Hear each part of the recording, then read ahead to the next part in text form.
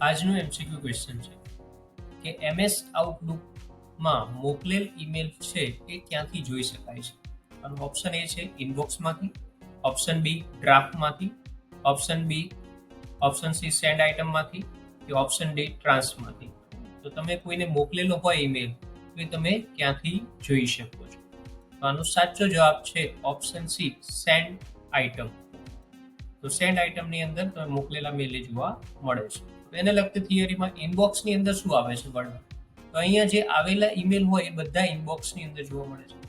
પછી આઉટબોક્સમાં શું આવે છે કે આ ફોલ્ડરમાં તમે મોકલેલ હોય પણ હજુ સુધી મેલ તમારે ન ગયેલ હોય એવા આઉટબોક્સની અંદર આવશે.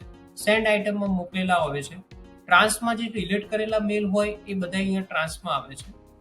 પછી સ્પામ અથવા જંક હોય છે કે આ ફોલ્ડરમાં અવિશ્વસનીય અથવા એડવર્ટાઇઝને લગતા બધા જે છે સ્પામ અથવા તો જંક ઈમેલમાં આવે છે. અને ડ્રાફ્ટમાં તમે જે છે સાચવીને રાખ્યા હોય કે જેમાં ઈમેલ આઈડી કે એવું કંઈ ના લખ્યું, ફક્ત સેવ કરીને રાખેલા હોય, બધા ડ્રાફ્ટમાં જોવા મળે છે.